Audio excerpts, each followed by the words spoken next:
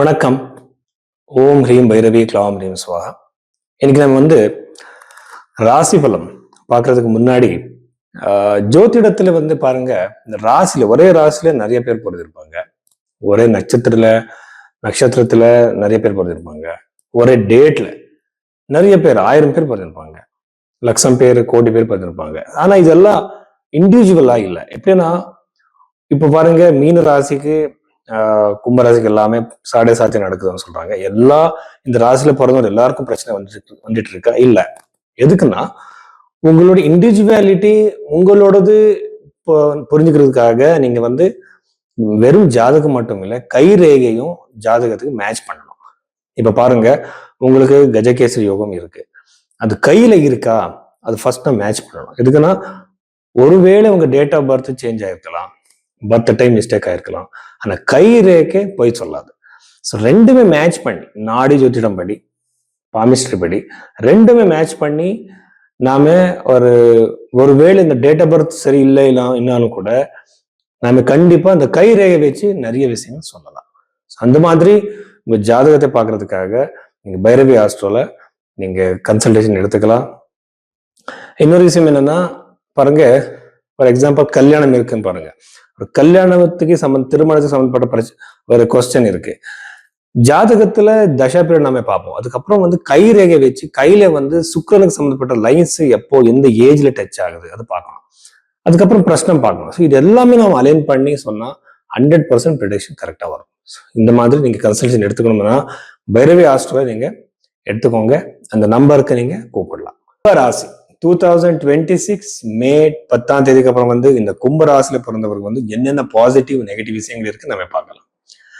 First Rahu கிரகம் ராசியில இருக்கு. ராகு எப்போ ராசியில வருமோ இல்ல லக்னத்துல இருக்குமோ அவருக்கு விபரீதமான புத்தி சக்தி இருக்கும். ஆனா அது நல்ல தாட்ஸ் வராது. எப்படின்னா அது பண்ணுவாரு, இது பண்ணுவாரு, எல்லா விஷயத்திலுமே அவர் இன்வால்வ் ஆகுற, ஆனாலும் கூட அவருக்கு சக்சஸ் இருக்காது. ரெண்டாவது பிரச்சனை லக்னத்துல இருக்கிற ராகு இந்த அன்யூஜுவலான தாட்ஸ் கொடுக்கறது மட்டும் இல்ல, அவர் திருமண வாழ்க்கையில பிரச்சனைகளை கொடுப்பார். எதுக்குன்னா ரொம்ப ஒரு ஆப்சசிவ்னஸ் இந்த கிரகம் கொடுக்கும். ஆப்சசிவ்னஸ்னா ஒரு விஷயம் பத்தியே யோசிக்கிறது, ஓவர் திங்கிங்கா இருக்கலாம். இது ரிசர்ச் நாலேஜ் தான். இப்போ பிரசன்ட் சிச்சுவேஷன் நம்ம அப்ளை பண்ணா அது ரிசர்ச் நாலேஜ் இருக்கும். ஆனா இது ஒரு லைஃப் பார்ட்னர் மேல ரொம்ப விபரீதமான இம்பாக்ட் பண்ணும். அவர் தாங்க முடியாது அவரோட கிரியேட்டிவிட்டி. ஸோ இந்த மாதிரி சிச்சுவேஷன் இவருக்கு வரும். இஷ்யூஸ் மேரிட்டல் லைஃப்ல, டென்ஷன்ஸ், மிஸ் அண்டர்ஸ்டாண்டிங்ஸ், ஸோ இதெல்லாமே நீங்க மேனேஜ் பண்ணணும். எனக்கு இந்த மாதிரி நான் என்னோட பர்சனாலிட்டி இப்படி இருக்கு, நான் சேஞ்ச் பண்ணிக்கணும், அந்த மாதிரி ஒரு தாட் உங்க தலையில வரும். ஸோ ஜாகிரதையா டீல் பண்ணுங்க. ரெண்டாவது சனி கிரகம் 12th ஹவுஸ்ல ஆடின செகண்ட் அது ஃபைனான்சியல் லாஸ். எப்படின்னா ஃபைனான்சியலா நீங்க இப்படி இன்வெஸ்ட்மெண்ட் பண்றதுக்கு சரியான நேரம் கிடையாது. ஏன்னா லாஸ் ஆகிற சான்சஸ், நீங்க லாஸ் மட்டும் இல்லை, வெறும் பணம் மட்டும் இல்லை, பேர் கூட நீங்க லாஸ் பண்ணிக்கலாம். அது மாதிரி அதனால ஜாகிரதையா இருங்க.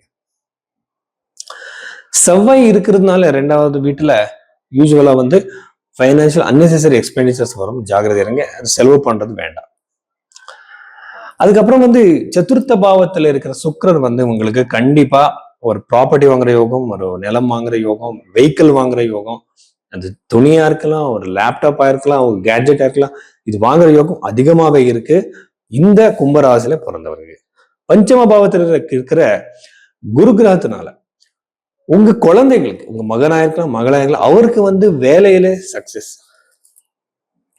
அவருக்கு ஒரு புது ஜாப் கிடைக்கலாம், கரியர்ல ஒரு பெருசான ஒரு பொசிஷன் கிடைக்கலாம். திருமண யோகம் கூட இருக்கு. யாருக்கு? இந்த ராசியில பிறந்திருக்கிற குழந்தைங்களுக்கு. யார் யாருக்கு இந்த ராசியில பிறந்தவருக்கு அவர் குழந்தைகள் இருக்காங்களோ அவரோட சில்ட்ரனுக்கு இந்த மாதிரி யோகம் இருக்கு. யார் யாருக்கு இந்த ஸ்டூடெண்ட்ஸ் இருக்கீங்களோ ரொம்ப நல்ல கான்சென்ட்ரேஷன், ஞாபக சக்தி எல்லாமே இருக்கும் இந்த ராசியில பிறந்தவருக்கு.